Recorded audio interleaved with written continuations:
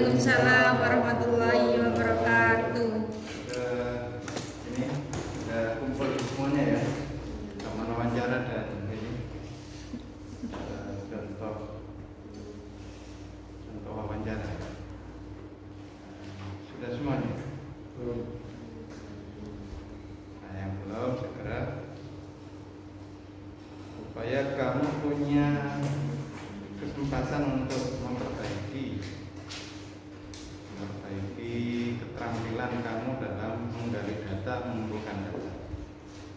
Oke, jadi pada penelitian kualitatif kita itu mengumpulkan data dengan beberapa macam teknik yang sudah pernah disampaikan. Ada observasi, terus ada wawancara, ada dokumentasi, terus juga ada FGD. FGD itu bisa juga menjadi salah satu teknik pengumpulan data. Nah, nanti kita akan membahas lebih jauh ya, bagaimana teknik pengumpulan data itu harus kita lakukan. Misalkan kita mulai dari observasi. Bagaimana kita melakukan observasi? Oke, jadi jika kita melakukan observasi itu kita perlu memahami beberapa hal. Yang pertama di sini pengertiannya, observasi merupakan teknik pengumpulan data untuk menilai dengan menggunakan indera, tidak hanya dengan mata saja, mendengarkan, mencium, mengecap, meraba, termasuk salah satu bentuk dari observasi. Nah, tentu kaitannya dengan penelitian kualitatif itu memang yang disasar tidak hanya perilaku ya. Jadi penelitian kualitatif tidak hanya mencoba memahami, mengeksplor, menjelaskan perilaku yang nampak dari sasaran penelitian kita, subjek yang kita teliti. Jadi yang kita kaji kadang-kadang itu aspek yang tidak nampak, karena kadang-kadang apa yang tampak itu hanyalah perwujudan dari yang tidak tampak. Contoh, seseorang ketika memukul orang lain itu sebetulnya didorong oleh perasaan, apakah marah, apakah benci atau apa begitu. Dan perasaan marah, perasaan benci itu sebetulnya adanya di dalam hati atau dalam pikiran seseorang yang tidak akan terbaca kalau kita hanya melihat dari tindakan memukulnya. Nah, tetapi ketika kita misalnya sedang mengamati peristiwa tersebut, kita bisa melihat ekspresi emosi. Jadi ketika kamu wawancara, itu juga perlu mencermati kira-kira emosi dari yang kamu wawancara itu seperti apa. Dan kadang-kadang itu bisa ditulis. Kadang-kadang bisa ditambahkan kata-kata yang menunjukkan ekspresi dari informan kita itu, dari subjek yang kita teliti.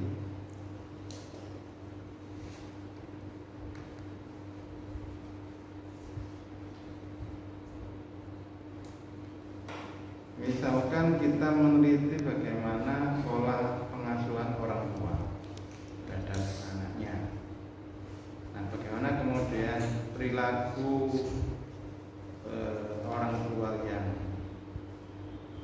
sabar misalnya, orang tua yang hatinya lembut misalnya, itu bisa kamu ceritakan ekspresi wajahnya, bagaimana kemudian nampak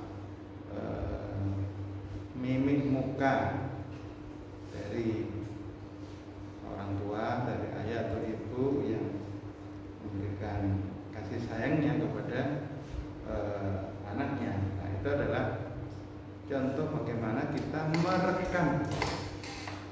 sesuatu yang bisa kita rasakan tidak hanya dengan cara melihat, tapi kadang-kadang juga merasakan getaran kolbu dan yang lainnya.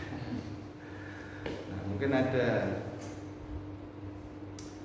dalam penelitian yang lain, misalnya kita meneliti tentang masakan ya.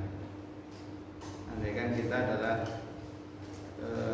orang yang belajar tentang masakan, terus penelitiannya secara kualitatif, melakukan observasi. Yang kamu harus lihat itu tidak hanya nampak kuenya, tapi mungkin perlu di indera dengan indera yang lain, perlu di sense dengan indera yang lain. Misalnya indera penciuman. Bagaimana harum semerbak kue yang tadi itu. Nah, itu kan juga bisa diceritakan. Ternyata harum kue yang dihasilkan. Nah, cerita harum itu kan tidak berasal dari penglihatan, ya kan? Cerita harum itu bisa kita ceritakan, kita tulis, kita laporkan dalam penelitian kita dengan indera penciuman. Tapi juga kita bisa menceritakan bagaimana rasa kue itu tidak dengan melihat. Kalau kamu melihat kue kan nggak akan bisa cerita rasa dari kue itu. Maka kemudian kamu mencoba mengecapnya menggunakan lidah kita untuk merasakan manis, pahit, getir atau asam dari makanan tersebut. Nah, itu semua adalah contoh bagaimana observasi itu dilakukan secara komprehensif.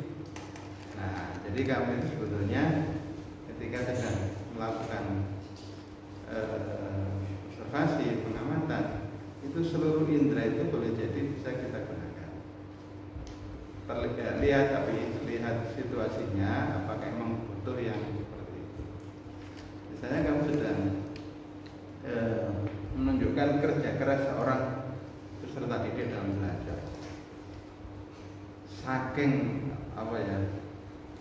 Saking lamanya dia belajar, mungkin nampak kusut mukanya gitu. Nah, itu kamu bisa ceritakan.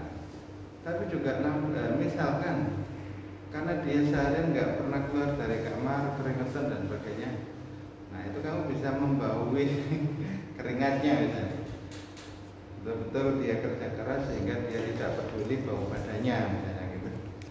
Nah, itu misalnya kamu menceritakan bagaimana kondisi lapangan yang ada di penelitian kamu itu seperti itu. Yang paling kelihatan itu adalah emosi ya, yang paling mudah diceritakan. Biasanya kalau penelitian kita kualitatif itu seringkali menceritakan juga emosinya, perasaannya. Misalnya informan kamu itu juga sambil kamu sedang wawancara tapi dia juga ada beban nadanya juga agak tinggi, itu juga bisa dengan nada agak tinggi. Pak ini menceritakan bahwasanya dia sebetulnya marah dengan kondisi anak didiknya yang selalu berbuat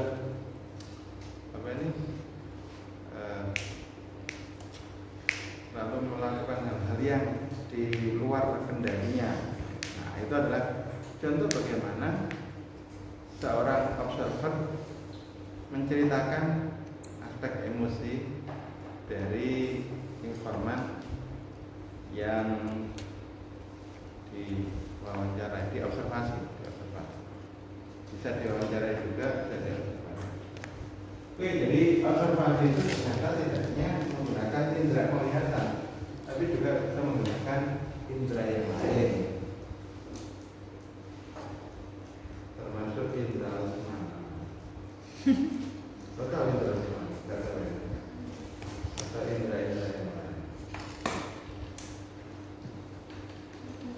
Nah, bila perlu kamu sudah menceritakan, kamu sudah memperkirakan apa yang akan diobservasi, instrumen yang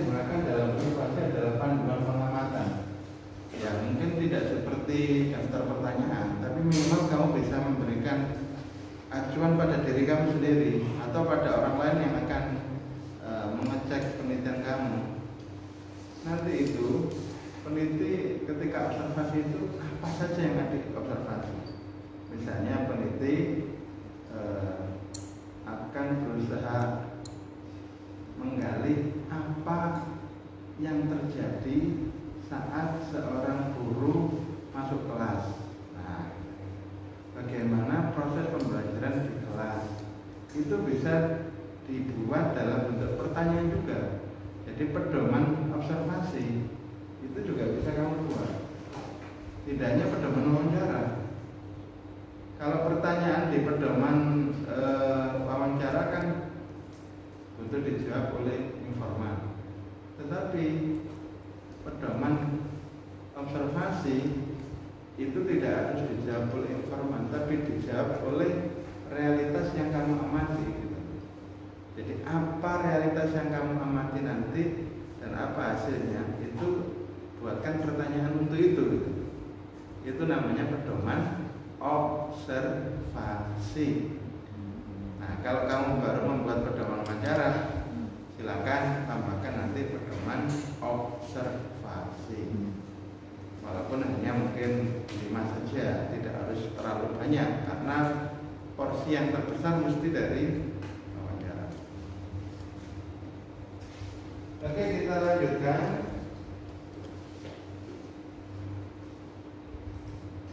Nah, observasi itu dapat diklasifikasi ini menurut Lincoln and Cooper, ahli dalam penelitian naturalistic inquiry atau penelitian kualitatif. Jadi ada yang partisipan, ada yang non partisipan. Itu maksudnya apa sih? Partisipan dan non partisipan itu. Jadi seorang peneliti itu ternyata kedudukannya dalam penelitian itu bisa sebagai partisipan dan juga non partisipan. Dalam bahasa yang lain itu pengamat murni dan pengamat partisipan. Apa itu pengamat murni? Pengamat murni itu sama dengan non partisipan. Pengamat murni, jadi dia berada di lapangan itu murni sebagai peneliti. Nah, ada yang pengamat partisipan, ya sama dengan partisipan, artinya peneliti itu adalah juga bagian dari kelompok yang diteliti. Andaikan kamu seorang guru di suatu sekolah dan ternyata penelitian kamu juga membidik sekolah yang di situ kamu berada di sana, maka peneliti itu kedudukannya adalah sebagai non partisipan atau sebagai partisipan. Kalau dia adalah guru di sana, maka dia itu partisipan atau pengamat partisipan. Seorang peneliti tapi sekaligus seorang yang terlibat dalam aktivitas yang sedang diteliti. Jadi posisinya di sini kalau dia adalah guru di sana. Tapi jika kamu itu bukan guru di sana dan kamu memang bukan bagian dari organisasi atau warga di sekolah itu, maka kamu berarti pengamat murni atau non partisipan.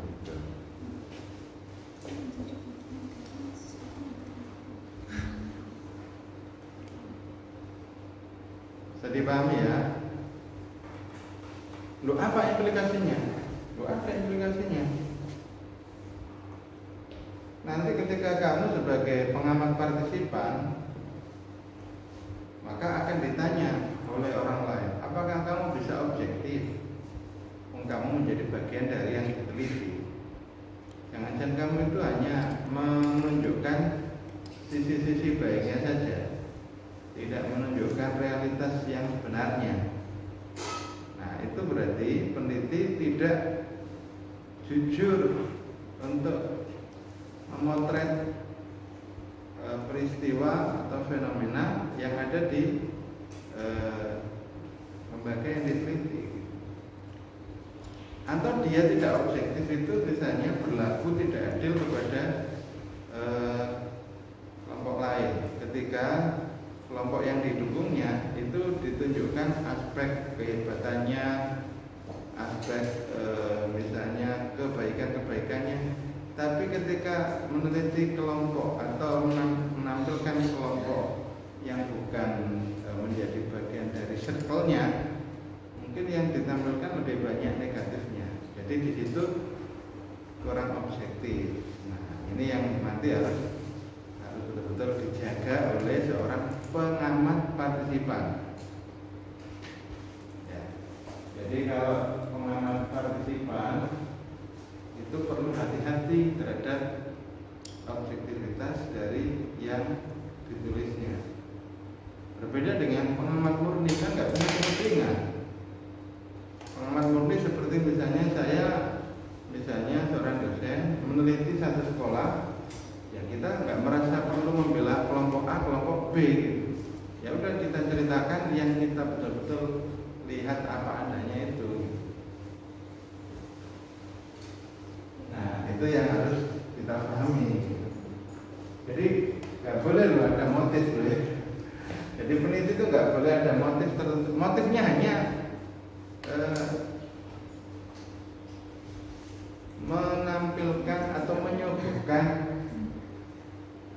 realitas yang terjadi apa adanya, dan kemudian nanti dilakukan analisis, diolah datanya, entah kemudian prosesnya reduksi data atau display data sampai kemudian drawing atau conclusion, itu semuanya nanti akan diolah supaya kemudian menghasilkan proposisi-proposisi umum, temuan-temuan yang penting yang bisa menjadi ilmu baru, begitu. Nah itu adalah konsen peneliti itu di situ, konsen peneliti itu. Oke, belum saya lanjutkan. Adakah yang mau mungkin bertanya atau respon? Ya, silakan. Biar kamu nggak ngantuk. Kalau kamu nggak respon itu nanti jadi ngantuk. Saya aja yang jelaskan ngantuk.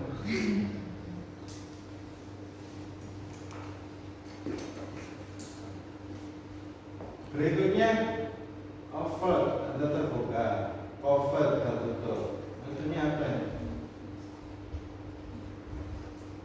Observasi terbuka, observasi tertutup. Kalau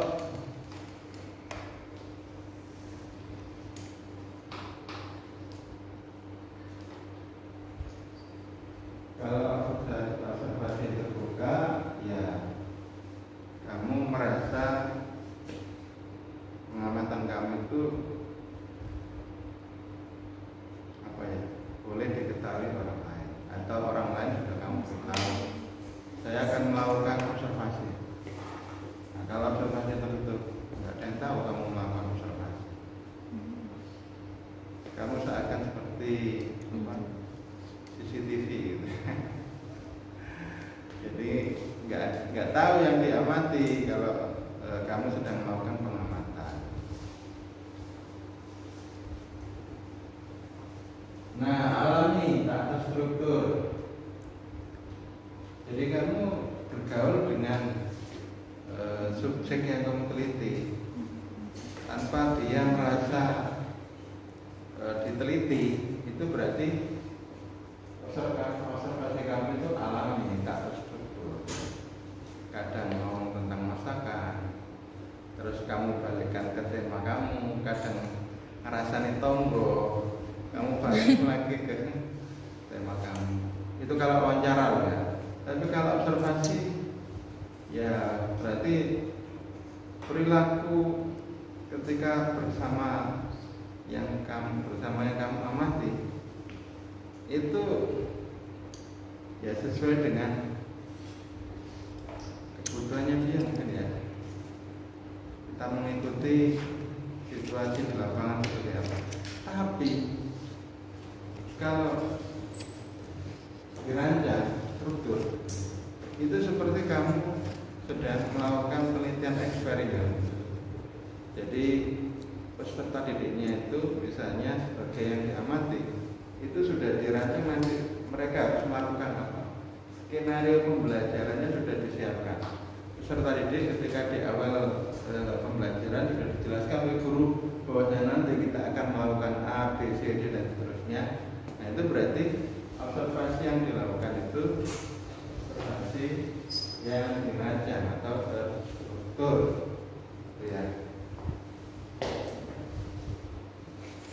Nah, kategori observasi. Nah, yang pertama derajat keterlibatan. Kalau misalnya sebagai partisipan, maka biasanya keterlibatannya dalam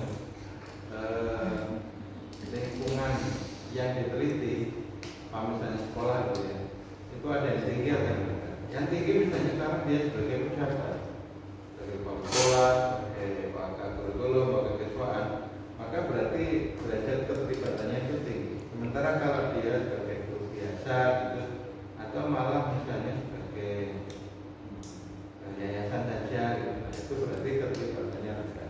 Tanpa keterlibatan, oh ini berarti yang tadi itu yang non-partisipan atau pengamat murni, gitu ya.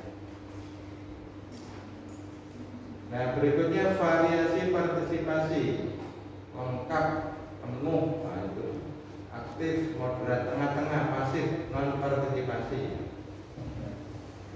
Ya itu gambaran tentang observasi. Nah ketika kamu sudah melakukan observasi, bagaimana sih menyiapkannya itu menjadi data? Nah itu bisa dilakukan dengan mentranskripsikannya. Jadi andaikan kamu menceritakan di satu kelas, kamu mengamati di luar kelas ya, karena kelasnya itu transparan, kamu bisa melihat dari luar, mengamati kelasnya itu seperti apa. Nah ternyata kamu melihat kelasnya aktif, semua siswa itu punya partisipasi, nggak ada yang ngantuk, nggak ada yang pasif, semuanya memiliki peran masing-masing. Apakah berkelompok, kelompok besar, kelompok kecil, atau individual, semuanya aktif. Nah sehingga kemudian kamu kasih judul kelas yang aktif. Nah terus kemudian kamu ceritakan bagaimana proses awal sampai akhir, apa yang kamu amati. Nah kalau ternyata kamu menuliskannya itu tidak langsung, ini berbahaya.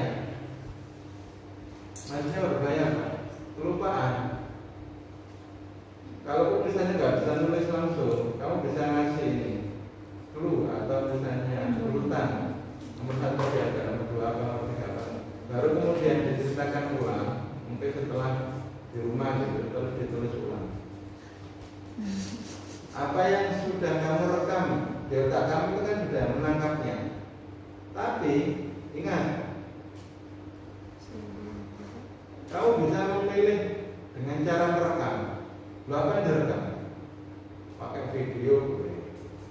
Tapi kalau kamu merekamnya pakai suara juga boleh. Misalnya pakai suara, kamu bisa sampaikan, kamu sudah siapkan alat rekam. Hari ini jam sekian saya berada di sini, saya sedang mengamati proses belajar di kelas. Nampak guru membuka materi pelajaran. Akhirnya guru menceritakan bahwasanya materi pelajarannya itu masih terkait dengan materi sebelumnya. Berikutnya guru memberi penugasan kepada siswa untuk berkelompok. Satu kelompok membahas ini, kelompok yang membahas ini, kelompok ini.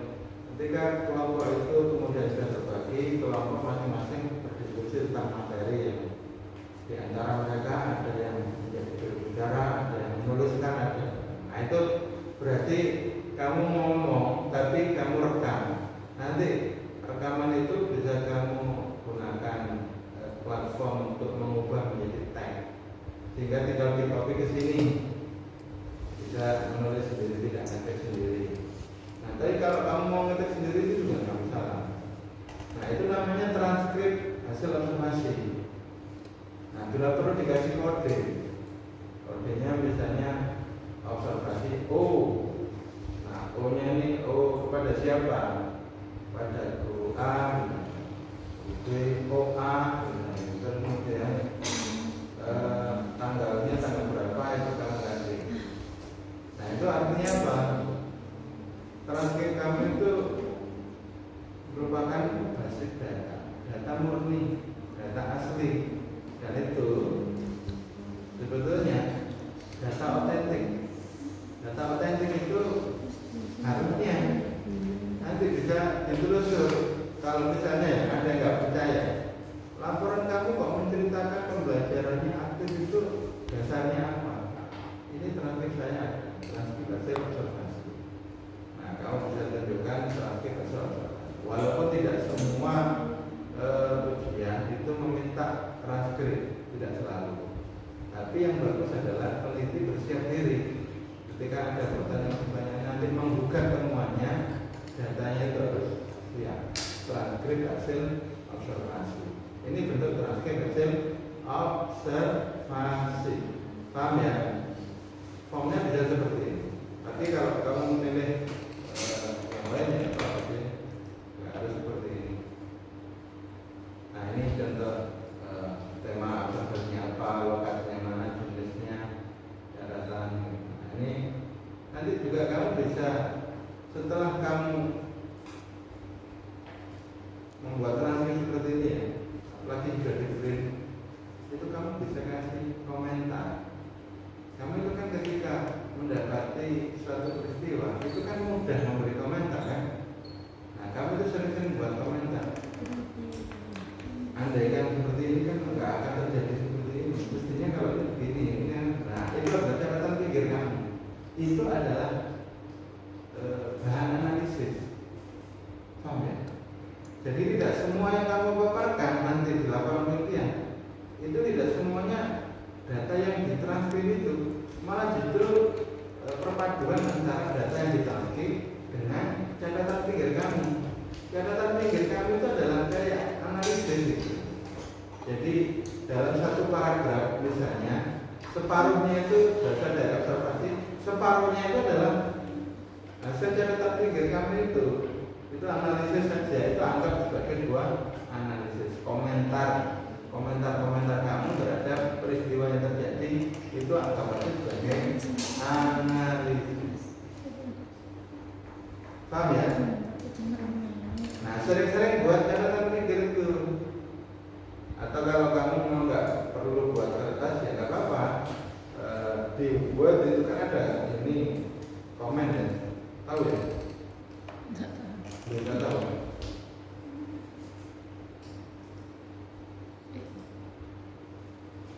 Nah misalnya di sini ada kata-kata, kamu sudah menceritakan gitu ya, menceritakan apa gitu, dan kamu merasa perlu ada semacam komentar, ya kak tinggal kasih ini. Review di sini new comment, akan akhirnya kamu bisa nuliskan komentar kamu itu seperti apa sih? Kadang-kadang di kanan ya, selnya di kanan. Nah ini nanti justru ketika kamu mengambil data terkait dengan hasil observasi kamu, itu dalam satu paragraf isinya ini dan juga komentar kamu ini. Paham ya? Jadi nggak perlu satu halaman itu semuanya hasil dari transkrip wawancara observasi. Oke, sudah bisa membayangkan?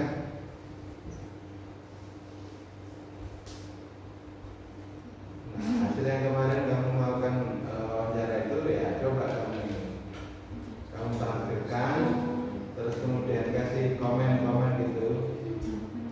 Nah komentar dari teman kamu juga, dan dia nanti kemudian perlu menyatukan komentar-komentar itu, analisis itu.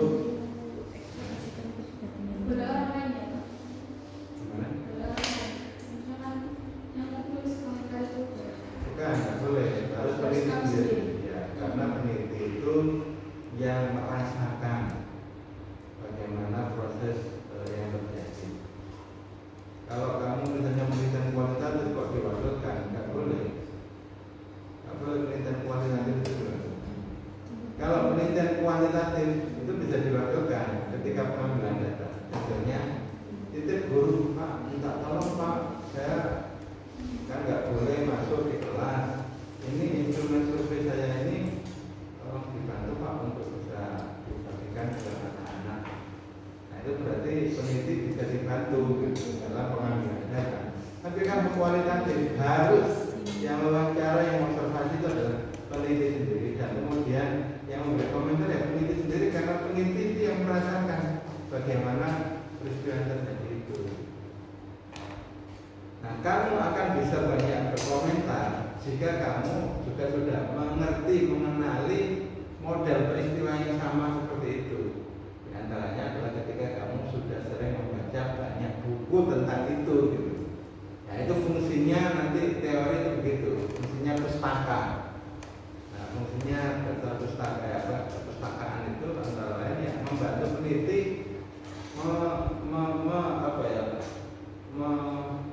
memberi sudut pandang terhadap peristiwa ini.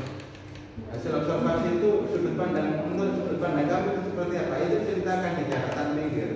Dan itu nanti ketika dibuat laporan penelitian di bab 4 hasil penelitian, itu di samping menceritakan menampilkan hasil observasi, tapi juga menampilkan komentar-komentar kamu, catatan-catatan pinggir kamu itu.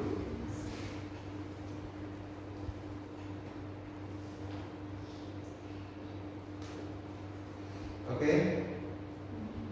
Kalau oke berarti tinggal praktek, gitu ya. Nanti saya bila perlu juga perlu meminta kamu menyediakan transkrip yang ada catatan pinggirnya. Ya boleh dalam bentuk file seperti ini. Terus catatan pinggirnya atau misalnya catatannya juga harus di komen ya. Mungkin kamu bagi menjadi dua kelompok, dua kolom. Kolom utamanya agak besar, misalnya ini ada 2 kolom ya.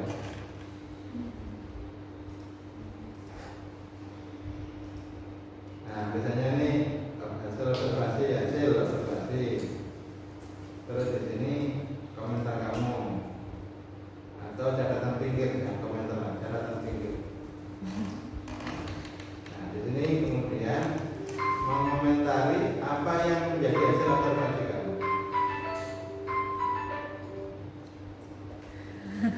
Gitu ya. Nah, paham? Bisa mempraktekkan? Iya. Oke. Mbak, saya berkomentari setiap pertanyaan. Ya, sebetulnya bagusnya setiap pertanyaan atau setiap hasil observasi, atau setiap hasil wawancara itu sebisa mungkin peneliti itu memberi catatan. Kadang-kadang saya nggak menemukan Pak, apa yang perlu saya komentari apa ini. Nah, kalau sudah sama dengan yang lain ya itu nggak perlu dikomentari. Tapi kalau misalnya ada data baru, nah itu kamu bisa merasakan, ada feel kan kadang-kadang itu. Ini ya, iya luar biasa ini. Ini kok kayaknya hal yang bagus sih. Nah itu kamu bisa refleksi kamu itu langsung kamu kasih yang ini kok kayaknya target bagus ya. Ini kayak dokumennya gimana ya? Ini bagus karena begini. Nah itu kamu ceritakan. Kamu bisa catatan pinggir itu hasil diskusi juga boleh. Gitu. Nah kamu kasih catatan pinggir. Nah itu akhirnya nanti apa yang kamu paparkan di bab 4 hasil penelitian itu tidak semuanya dari hasil wawancara, kata-kata dari mereka atau hasil keterangan dari mereka. Ya kalau bisa setiap paragraf itu terdiri dari sebagian dari hasil wawancara, sebagian dari catatan pinggir. Itu setiap paragraf atau setiap nama lainnya paragraf itu. Alinea. Jadi setiap alinea atau setiap paragraf itu ya ada data, tapi juga ada komentar kamu, ada catatan pinggir yang kamu tulis sudah masuk di situ.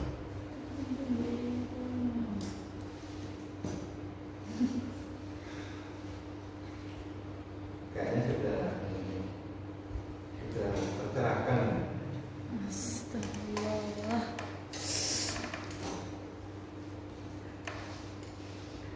Oke, kalau begitu sekarang kita. Bapak, tapi apa hasil wawancara itu juga ditranskrip Pak? Kan observasi itu Nggak beda tak Pak, sama wawancara kan beda kan. Iya, Itu kan sama-sama. pengumpulan data. Nah, Terus bedanya transkrip observasi sama transkrip wawancara apa? ya Kan ada- kita memilih wawancara Pak. ada sih contohnya ini sih, ada di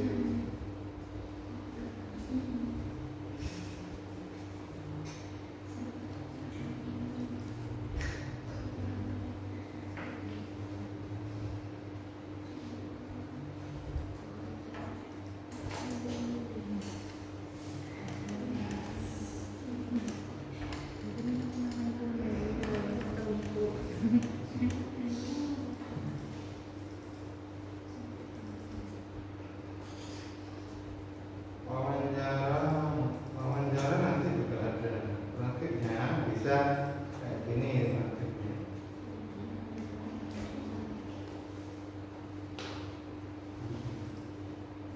Jadi misalkan kira bersama saya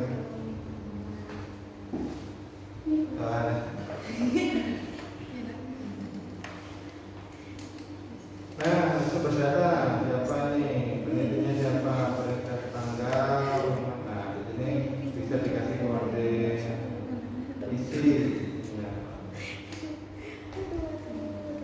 Ada yang tidak baku kayak gini, ada yang kayak gini. Nah, kodenya dibuat sendiri. Kode itu ngawur gitu Pak. Ya boleh ngawur-ngawur. Pokoknya ini peneliti memahami kodenya ini. Pak itu ada di buku apa, Pak? Hmm? Buku apa ya Pak itu Pak? Ya, ada di buku. Ini saya ngopi dari buku, saya foto. Itu bener ya. Ada yang seperti ini, ranking perbatin. Jadi sekaligus diberikan pertanyaan, apa kabar? Salam kami, kita tidak pernah cerita